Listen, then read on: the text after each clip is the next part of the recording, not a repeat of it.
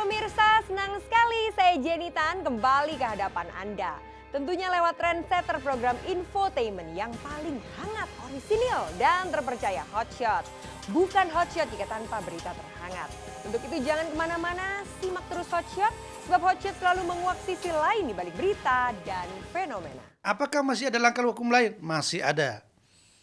Jika pada hari Kamis ini diundang oleh Komnas Anak secara baik, lalu tidak ada respon secara baik seperti undangan kami terdahulu, ya tidak menutup kemungkinan kami akan lakukan upaya hukum.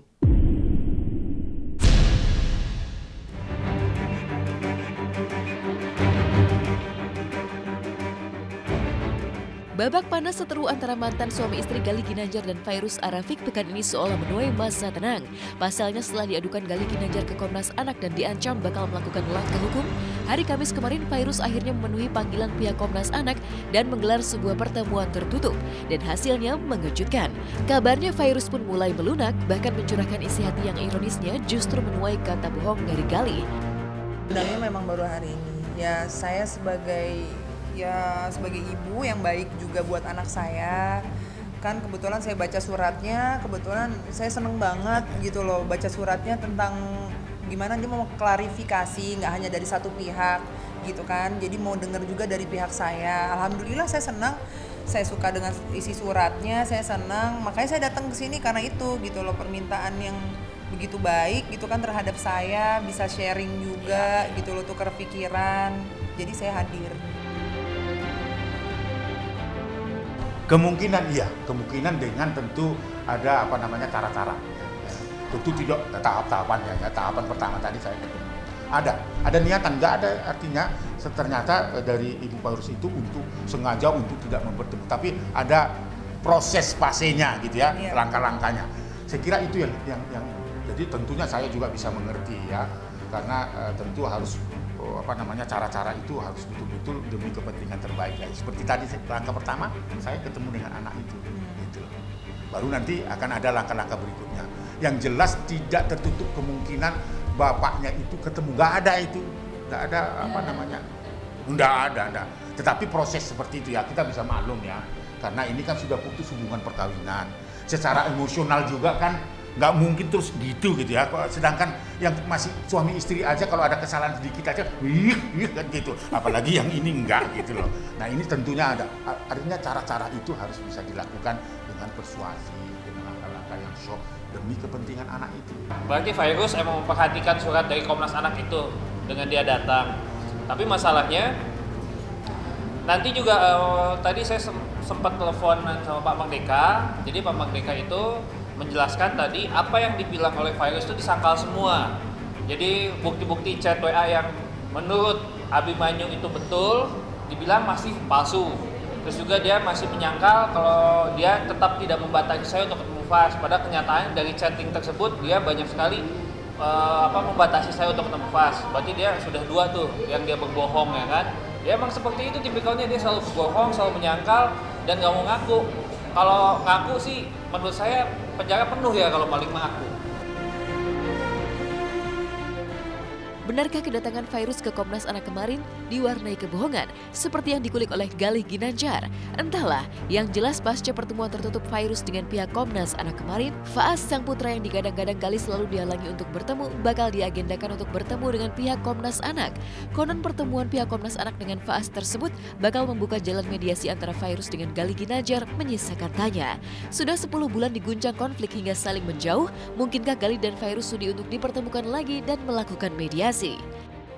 Mudah-mudahan saya diberikan kesempatan oleh Ibu Fairuz akan ketemu anak yang lucu itu nanti dalam waktu dekat. Saya ingin bercengkerama dengan anak itu, dan itu supaya meyakinkan kita bahwa anak itu butuh semua orang, bukan hanya sekedar Fairuz sebagai ibunya. Walaupun nanti Fairuz juga kamu ketemu ya silahkan. Yang penting poin-poin yang saya ingin dari Fairuz untuk saya bisa ketemu anak dengan bebas, nanti saya akan sampaikan. Nah nanti di situ dilihat sama Pak Merdeka, terus juga nanti direbukin pengacara bersama pengacara, keputusan seperti apa. Nah nanti di situ diambil keputusannya kalau hari-hari apa ataupun hal-hal apa yang saya boleh ketemu anak.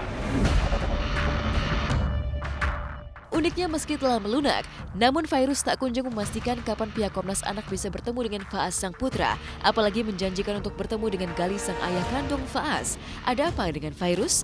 Mulai melunak, tapi mengapa Fairuz tak mau memastikan jika putranya bisa dipertemukan kembali dengan Gali sang ayah kandung, tapi hanya mengutas kalimat bersayap yang diutas pihak Gali hanya sebagai sikap mengambang berikut ini.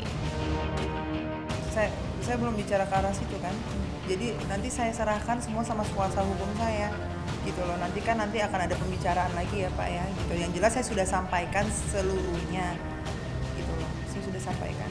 Perkembangan hari ini belum konkret ya menurut kami. Pernyataan-pernyataan dari Mbak Fairuz pun belum substansi, masih ngambang, masih abstrak. Tetapi kita perlu hargai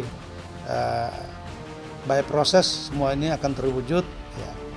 Karena dalam mekanisme Komnas Anak, yang pertama setelah memanggil ibunya lalu memanggil anak, setelah kedua pihak ini sudah dipanggil, maka langkah selanjutnya adalah mengundang para pihak untuk bertemu dan melakukan mediasi.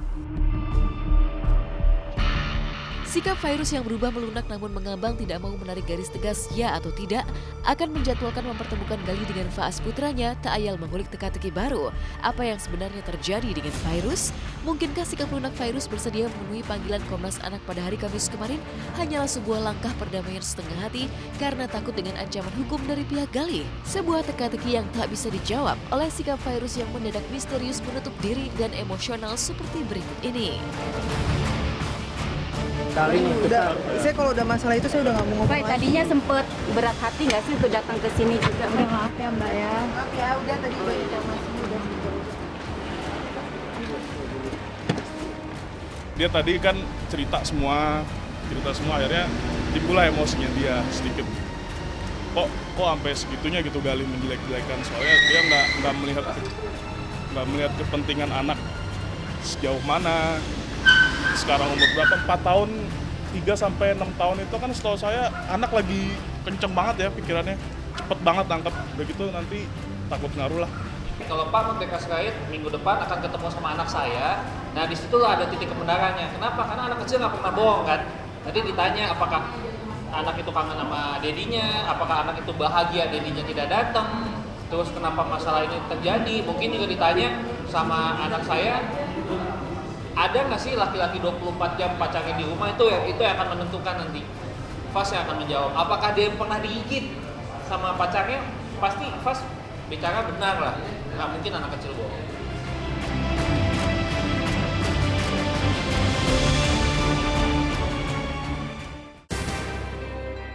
Lama tak muncul, artis Dorce Gamalama diguncang kabar mengejutkan.